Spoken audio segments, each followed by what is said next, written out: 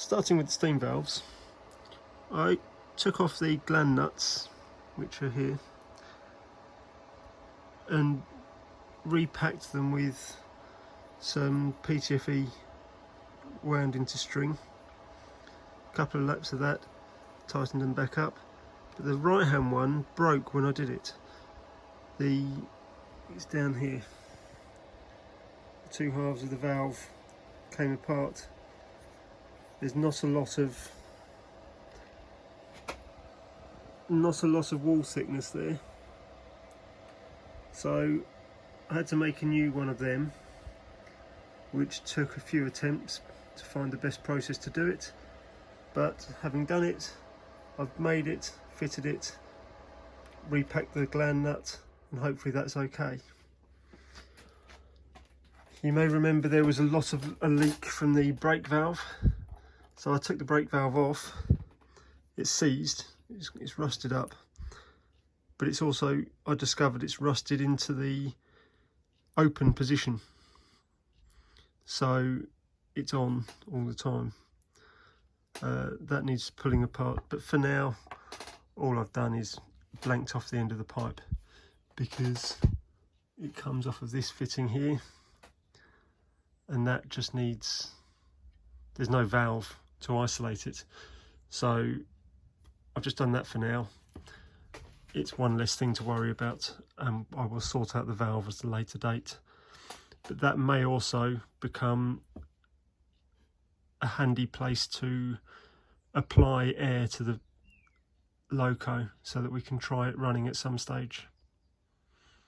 So I've just taken the upper water gauge nut off, and it looks like it's just got silicone in there. It looks like just someone's put silicone in to try and seal the gauges, which isn't enough.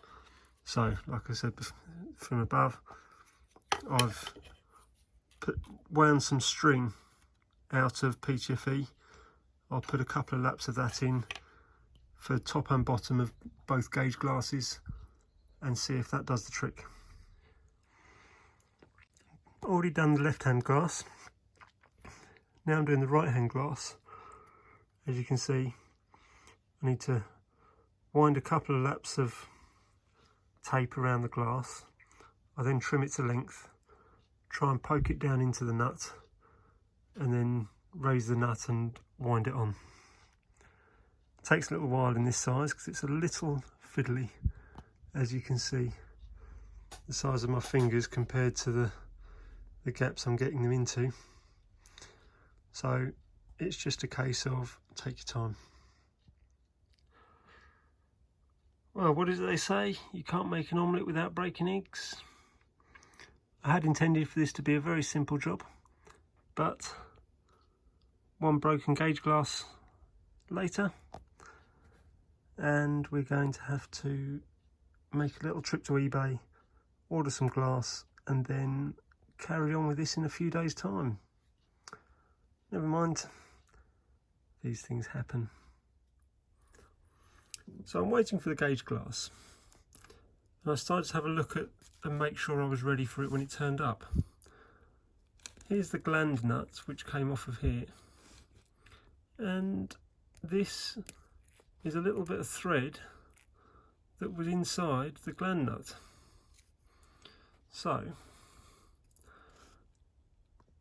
there's no real evidence, there's a little bit of evidence of a fresh fracture, but it looks like an old break, so it might have been partially gone for quite a while, and that would have accounted for some of the leakage. So what I'm going to do, it's quite a nicely made fitting and quite an intricate piece. The shut-off cock on it is only dummy, so what I'm going to do is I'll remake this piece with the thread in the end and the thread on the outside here. I will file it off of here, cut and file it off of this, and solder the new piece on.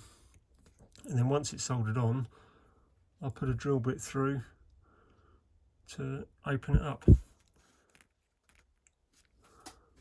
Never rains but it pours, and as I said last time, you can't make an omelette without breaking eggs. These things happen sometimes, you can't avoid it. In this instance, I was still trying to get it started with my fingers. I hadn't put any real force on it at all. But you can see how thin the wall thicknesses are to try and get as big a glass in there as possible. So I will start work on this and get back to you.